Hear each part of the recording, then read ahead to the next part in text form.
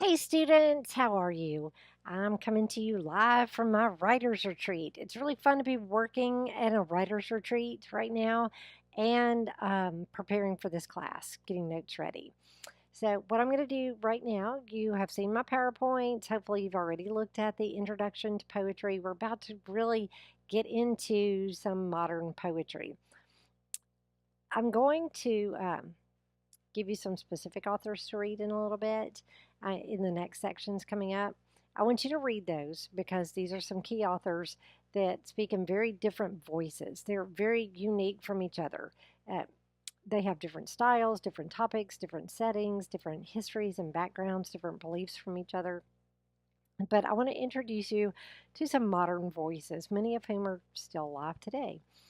And then I'm going to give you some suggested readings at the very end. I really want you to look at just, it takes 2 or 3 minutes to read a poem.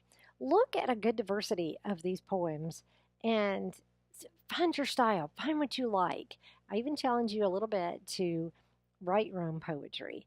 But poetry touches people differently. And a lot of times people say, oh, I hate poetry. But that's because they've only been exposed to maybe Shakespeare or Emily Dickinson, and that's not your style. Or Greek or Roman epic poetry, and that's not your style.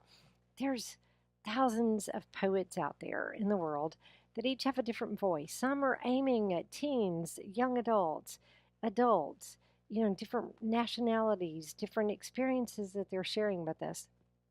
So don't just shut down poetry because and say, I don't like poetry. Because I mean, truly poetry is so diverse that I really challenge you to find something that you like. For example, I'm going to talk to you now about a couple of poets that I just want to introduce you to. We're going to look at some of their writings, and I've got to find my notes here on who they are. There we go. This is what I'm talking about, the first one. Okay. A lot of people who say, I don't like poetry, can't relate to any of it. Look at Brian Turner. Brian Turner, currently still alive when I'm filming this, born in 1967, so he's a little bit younger than me. That gives my age away. He's an American poet. He's an essayist. He's also a professor. His debut collection of poetry was actually a national award winner. What makes him unique? He is writing about his experience during the Iraq War. He was a soldier. He is not a poet who went and talked to soldiers and decided to write on war. He is giving us his perspective of what it was like to be on the front lines in Iraq. And that's something that's unique. I have never been in a war. I just never have. And I don't know what it feels like to be in a war, to be on the battlefield, to have people shooting at me, to see death that close. I've seen death. I have been with relatives when they passed away, but I've never been on the battlefield. So he is writing about his experiences. His imagery is war imagery. The scenes that he gives, some of it is peaceful, some of it is a moment break when he was able to take some time outside of the battle. So it's not like every single poem he writes is a battle poem written on the battlefield, but a lot of it is because a lot of people say, I don't understand. What is PTSD, for example, post traumatic stress syndrome, that a lot of soldiers experience? What is that all about? When you read his poetry, you can understand the depth of why somebody would be traumatized because they were in a war. He's giving us a glimpse of a life, a moment in a life. Of course, he's much more than just a soldier, but he is giving us a glimpse of what life was like on the front lines um, during the Iraq War. So he's also married to a poet. So Their experiences are quite different. You can look up his bio. I'll put some links in his section. You can look up his bio and look up his wife if you want to. I'm just giving you a glimpse of the poets that we're going to talk about. So you understand when I say that people say, I don't like poetry, there's something out there that you like. There is a type of poetry that you can relate to. I imagine that a lot of soldiers, for example, may say, I don't like poetry. What's poetry got to do with me? Here's Brian Turner. He's telling you, hey, I'm writing from your perspective. I am telling the world what it was like to be us on the front lines of the Iraq War. Um, a very different person that we're going to look at, but Nikki Giovanni. She's her front lines were different.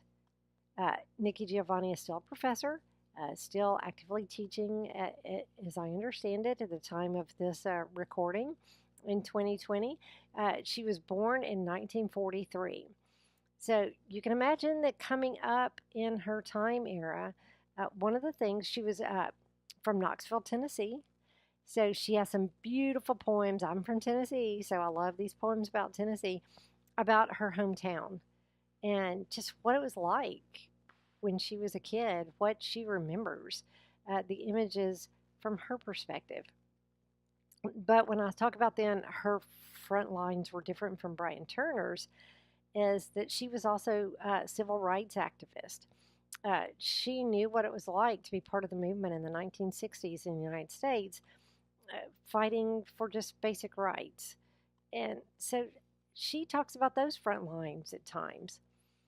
She also writes and has a beautiful, beautiful speech about what it was like to be at Virginia Tech um, during the shooting. Virginia Tech had a very tragic shooting. I can't remember the exact number of people who died. Um, I think it's 23, but don't quote me on that because I'm not 100% sure. But she was there on campus and writes about what it was like to be on the scenes when there was a student shooting and student and professor's death on a campus. So her front lines are very different from Brian Turner's. And just some of her poems, again, about Knoxville, Tennessee, are just about life in a rural area. She was out. She talks about the house and the garden in the 40s, and so she doesn't describe it as an urban area the way we might today, but she talks about just some of the basic pleasures of life. And so her poems go from one direction to another. Another person that we're going to look at, Maya Angelou. What do you know about her? Who has heard that name? She has read poetry at President Bill Clinton's inauguration in 1993. She was asked to write that poem, very historic moment to have a poet read at the inauguration. She has a long history of her front lines again were different. She fought during the civil rights. I almost said Civil War. She is not that old. Um, she let's see if I can find the dates of when she lived. She was born in 1928 and she passed away. Let's see if I can find when she passed away, only in 2014. So, very, very modern poet. Um, very, very rough childhood. She's a victim of abuse, and she talks about her struggles at the hand of her mother's boyfriend. She experienced racial prejudices growing up, and then she learned to find her strength and find her voice. She wrote a memoir, I Know Why the Caged Bird Sings. But she also became a national phenomenon with some of her poetry. She writes poetry that touch so many people. She sums up what it's like to be American, what it feels like to be proud of your nation and know the history of where you came from and know the struggle. She's very honest about the things that we struggle with, the things that we don't quite get right, and our growing edge. But she talks about our strengths as Americans as well.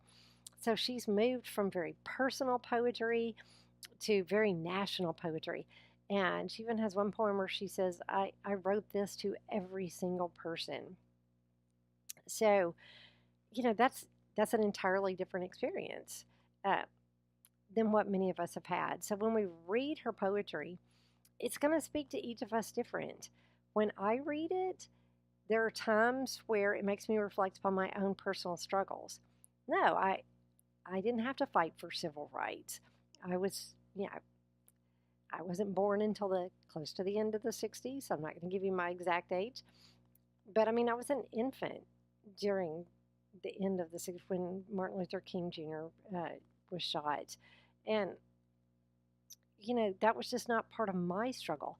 But she writes in such a way that no matter what you've struggled with, you can relate to something that she has written. She has written some powerful poetry about overcoming our challenges. And yes, if you're writing a paper on it, you need to know what struggles she was talking about, what imagery she used because it related to where she was at the time. But then take it further than that and apply it to your own struggles and say, what what have I had to overcome? How can I relate to this national poet, this modern poet? Another poet who's still alive. Let's see if I can find her. One of my favorite poets, Mary Oliver. Um, Mary Oliver, again, is just one of those poets who writes on a variety of topics. A lot of people joke and say she should have a greatest hits book. And some of her books, I feel like are like that. She passed away. I was trying to say what year she passed away. Very modern poet. 2019, I believe, is when she passed away. So very, very recent. Uh, and I remember hearing that news and thinking, "Wow, we lost a strong voice." She was 83 at the time. She was at her home in Florida. Um, she spent a lot of her life in Massachusetts. She writes a lot about nature and animals and what she saw on her journey, her perspective. It's very deep and yet very simple at times. It can make us feel something very, very powerful and at the same time um, be simple enough for a diverse group of people to be able to relate to it. I think you're going to like to discover some of her imagery in there. Um, don't shy away from poetry. Read some of Mary Oliver, Maya Angelou, Brian Turner, Nikki Giovanni. These may not be your favorite poets, but experience what they wrote. Get a feel for, put it in their perspective, and then also put it in your own perspective and say, what can I relate to? Can I relate to this imagery at all? Can I feel what they're talking about? Because you have your own struggles. If you're a teen taking this or a preteen taking this, there's things that you struggle with. It may not be on the same level as civil rights or a school shooting or the Iraqi war, but you're facing your own challenges. And that's what these poets are telling us to do. Number one, they're talking about our daily lives. They're saying, look around, appreciate what you have. Mary Oliver, especially, says, find the beauty that's there. Find something that's there, that's simple, that's beautiful, that catches your eye, that helps you remember that you're more than just what you struggle with. Nikki Giovanni does the same thing. Maya Angelou talks about us overcoming and being proud of our heritage, being honest about our heritage. She makes us be very honest about our heritage. We can't just gloss over it and go, oh, I'm a great person. We're a great nation. We all have flaws. And that's what she points out is we have growing areas. So she helps us as individuals and as a nation find our growing areas so we can be even prouder of our heritage as Americans, that we overcame, we grew, we did better the next time we tried a project or um, a form of communication or, to reach out to a particular group of people. She also challenges us to be honest about where we came from, face our hurts, face what we have to overcome. Brian Turner just really makes us take a really good look at the challenges of other people. What have people gone through that you have not gone through? What is it like? When you read somebody like Brian Turner or other poets who have experienced something that you have not, it helps you understand their life perspective. It helps you understand when you read some of his poetry about the Iraqi war. If you have never understood post traumatic stress disorder before, um, it helps you understand the intensity of a battle and what it was like and why a soldier would come home with things that challenge them with emotions that they have to really work through. And he has worked through that through poetry. And it's just a blessing that he can write it in such a way that we can read it and we can have a glimpse of what it was like to actually be a soldier in the war. And again, that's not all the poetry he writes, but that's one that I'm touching on here in this class. So don't be afraid to just jump in and read some of these. I'm going to break it up in sections, and we're going to look at each poet, just quick glimpses, going to give you some assignments. But I wanted to just give you a little intro here, and I'll give you a little intro on myself. I am a poet. I'm also a novelist, but the very first thing that I ever wrote was poetry. I wrote it in religious situations. I wrote it for church services. I wrote it for friends. I wrote it for me. I wrote it to help me get a life perspective, to understand who I was, and to kind of gain an identity about who I am as a person. That's just one of the ways that I express myself. Not everybody's a poet.